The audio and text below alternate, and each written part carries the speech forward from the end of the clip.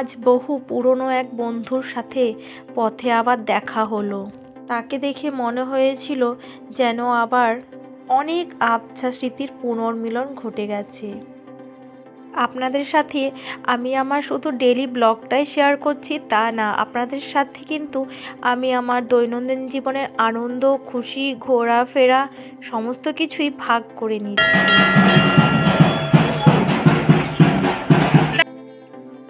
আর আজকের ব্লগটি কিন্তু একটু অন্যরকম হতে চলেছে। তাহলে দেরি কিসে, চলুন শুরু করা যাক। নমস্কার, কেমন আছেন সবাই? আশা করি সকলে ভালো আছেন। আমরাও সবাই খুব ভালো আছি। আমি শান্তি, আমার নতুন একটি ব্লগে আপনাদের সবাইকে অনেক অনেক স্বাগত। যে যেখান থেকে আমার এই ব্লগটি দেখছেন তাদের সবার জন্য থাকলো অনেক অনেক ভালোবাসা। আজ দিনটি শুরু করলাম আপনাদের সবাইকে নিয়ে এই মন্দির থেকে। ভাবলাম কাছে পিঠে কোথাও একটু বেরিয়ে আসি। আর যেমন ভাবা ঠিক তেমন কাজ, তাহলে আর দেরি কিসের, চলো সবাই বেরিয়ে পড়ি। তবে আজ অন্য কোথাও যাইনি, আজ গিয়েছিলাম খড়গপুর। আর সেখানে সবার সাথে একটুখানি আনন্দ করব, ঘোরাফেরা করব। আর চার্চ মেলাতে আমিও যাব, সাথে আপনাদেরকেও আমার সাথে নিয়ে যাব। তো যাওয়ার পথে এই গুপ্তমণি মায়ের মন্দিরটা পড়ে। আর আমরা যখনই এই মন্দিরটার পাশ দিয়ে যাই একটুখানি প্রণাম করে নিই। হয়তো দাঁড়িয়ে সবসময় প্রণাম করা হয় না, কিন্তু গাড়িতে যেতে যেতে হলেও আমরা প্রণামটা করে নিই। এই মন্দিরে আমরা বহুবার এসেছি, পুজো দিয়ে গেছি। জানেন, এই গুপ্তমণি মায়ের মন্দির ভীষণ জাগ্রত।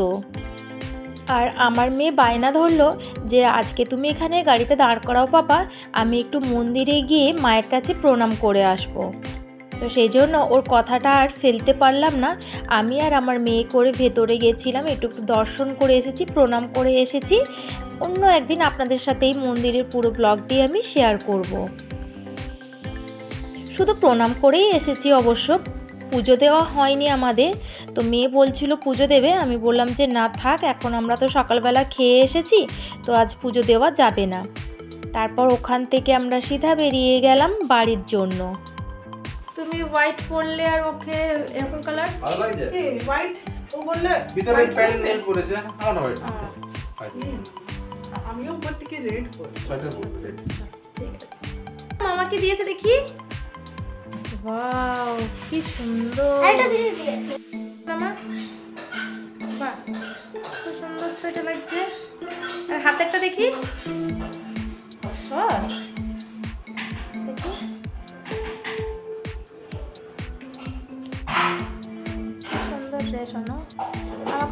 বাপের বাড়িতে চলে এসেছি আমরা। এখানে এসে একটু চাটা খেয়ে নিয়েছি। আর এদিকে আমার কর্তামশাই বসে বসে মোবাইল দেখছেন।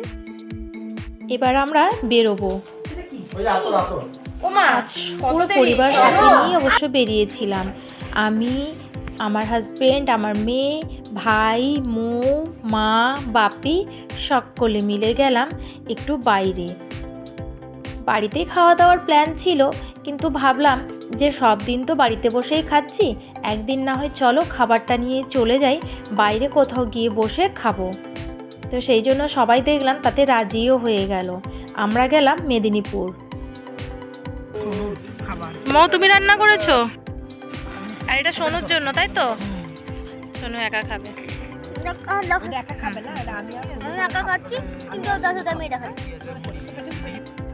মাটনটা কে করেছে? আমি করেছি মাটন। মাটনটা আমি করেছি, চিকেনটা ও করেছে, আর রুটিটা বাবি। ও বাবি আসো আসো আসো। আইয়া আসতে ডেকে দিই। এই সব খুলছো কেন? ব্যাগটা বসে যাবো না। না না ও কষা কষা দেখো না আমার ললিপপটা দেখো, আমার ললিপপটা দেখো। দেখো সব পারো।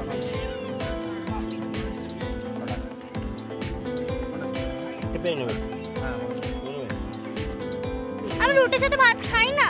আমাকে অর্ধেকটা লঙ্কা দেবে। মা আমি রুটির সাথে ভাত খাই না। আমি ভাত আমার সবাই খাচ্ছি রুটি। খাই না।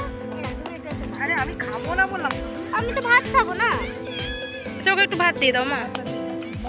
আসো ভাই এই খাবারটাই বাড়িতে বসে খাওয়ার কথা ছিল, সেটা না হয় বাইরে বসে খেলাম, ভালোই কিন্তু লাগলো।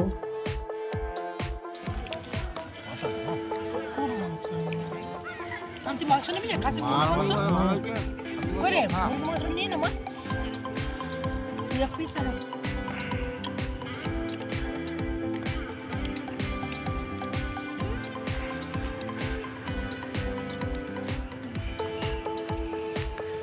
মা মেয়ে দুজনে মিলে খেয়েই যাচ্ছে। একটু তাকাও আমার দিকে এই পাশে। না, তুমি তো আরো বড় মা। আর এই যে আরেকজন, ছাগলের লিপস্টিক আছে। এই যে জল খাবে করছে, ঝাল খেতে পারে না, একদম ঝাল খায় না।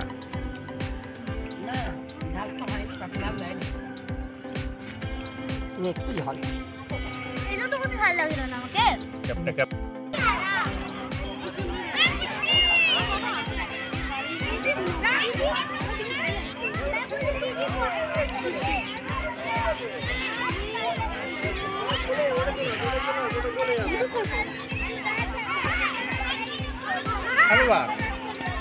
আর এই যে আমার মেয়ে মামার কোলে উঠে বসে আছে, ও নাকি আর হাঁটতে পারছে না।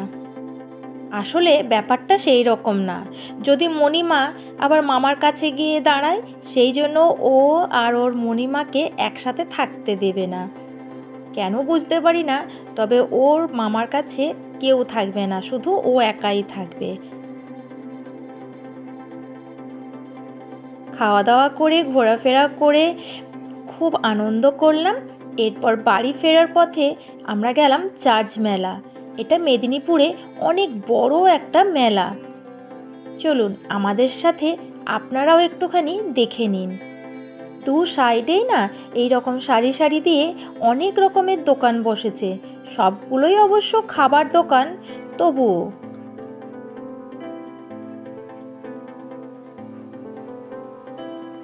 মেলাতে না ভীষণ পরিমাণে ভিড় হয়েছিল।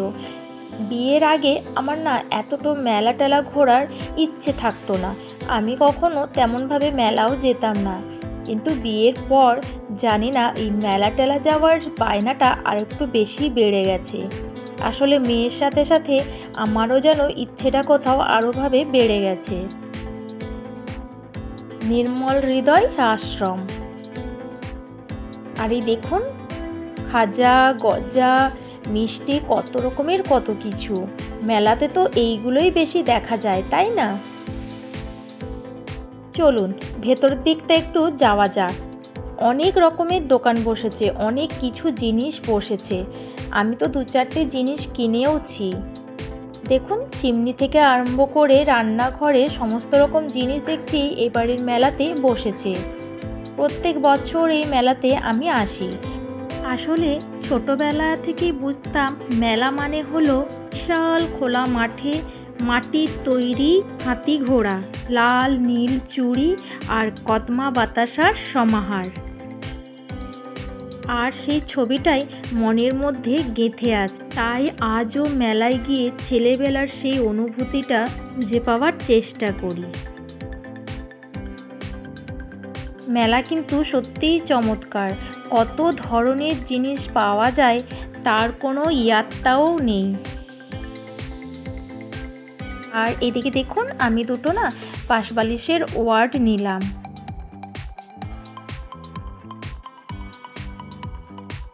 একটুখানি লক্ষ্য করলে চোখে পড়বে যে মেলাগুলোতে কত রকমের, কত ধরনের আর কত জাতের মানুষ কিন্তু আসে। এই মেলাতে সকল ধরনের মানুষ কিন্তু একত্রিত হয়। আর যেখানে কারো প্রবেশের জন্য কারোর কিন্তু বাধা থাকে না, বা কারোর কাছ থেকে পারমিশন নেবারও দরকার পড়ে না।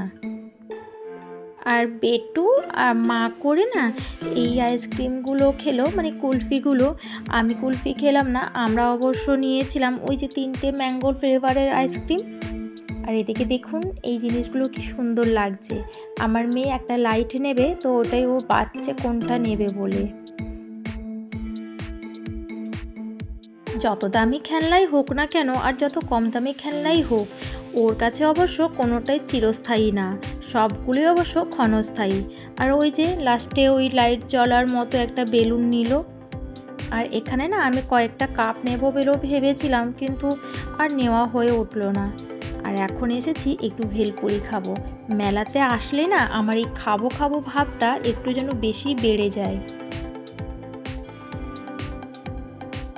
আমি কিন্তু মেলাতে সর্বপ্রথম ঘুগনি দিয়ে স্টার্ট করেছি। দেখেছেন ওই যে ঘুগনিওয়ালা, আমি এখানে দেখাচ্ছি, চলো আমি একটু ঘুগনি খাবো। কেউ খাক নাই খাক, আমি তো খাবই। যেমনই হোক মেলার ঘুগনিটা আমার যেন অমৃতের মতো লাগে। যতই বাড়িতে বানাই আর যাই করি, সেই টেস্ট যেন খুঁজে পাওয়া যায় না। আসলে বাড়িতে নিজে বানাই তো, নিজেই সবাইকে খেতে দিই, ওই জন্য আর ভালো লাগে না। আর দোকানে পরে সব বানিয়ে ওরা দেয়, দিলে ওটার টেস্ট আরও বেশি যেন আমার লাগে। আর এদিকে আমরা খেতে খেতে বেটু এখানে চলে এসেছে ওর দাদনকে নিয়ে খেলতে।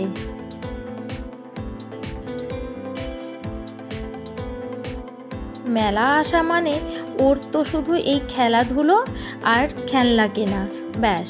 ও মেলা মানে এটুকুই বোঝে। অবশ্য একদিন আমরাও এরকমই করতাম, মেলা গেলেই পরে এইরকমভাবে খেলতাম আর পাঁপড় ভাজা খেতাম, ঘুরে বেড়াতাম, জিনিস কিনতাম। তবে যাই বলুন, আমি মেলাতে যতই রাইডস আসুক না কেন, আমি কোনো রাইডসেই চাপি না। আমাকে না বড্ড ভয় করে, সেই জন্য আমি আর চাপি না। তবে এই ক্ষেত্রে কিন্তু আমার মেয়ের আবার ভীষণ সাহস, ও না এইসবগুলোতে চড়তে বেশ ভালোবাসে, কিন্তু এই যে আমি দেব না চড়তে। চলুন সামনের দিকে একটু এগিয়ে যাওয়া যাক।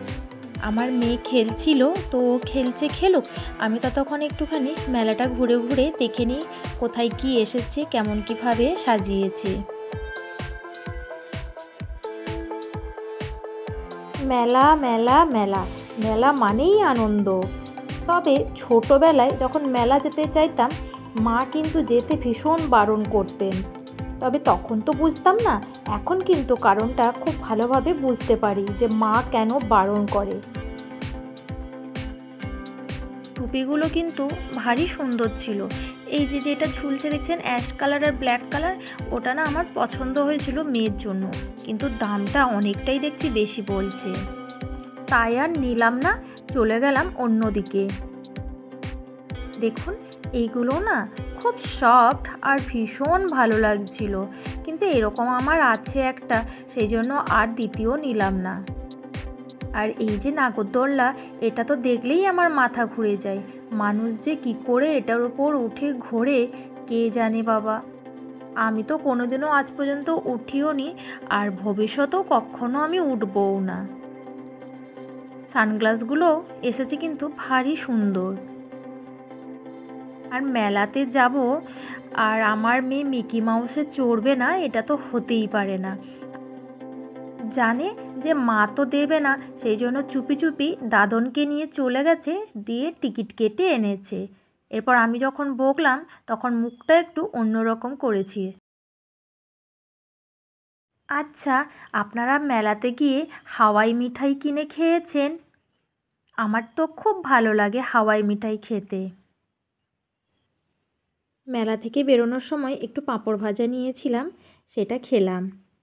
আমরা অবশ্য সেই দিনই ব্যাক করেছিলাম বাড়ি, সেই জন্য আসার পথে মোমো কিনে নিয়েছিলাম, সেটা বাড়িতে এসে খেয়েছিলাম। কারণ কি এত রাত্রে বাড়ি এসে আর রান্না করার মতো ইচ্ছে ছিল না, আর মোমো খাওয়ার ইচ্ছেও হচ্ছিল সবার। তো আজকের ব্লগটি এখানেই শেষ করছি, দেখা হবে আগামীকাল নতুন একটি ব্লগ নিয়ে। সবাই ভালো থাকবেন, সুস্থ থাকবেন, বাই।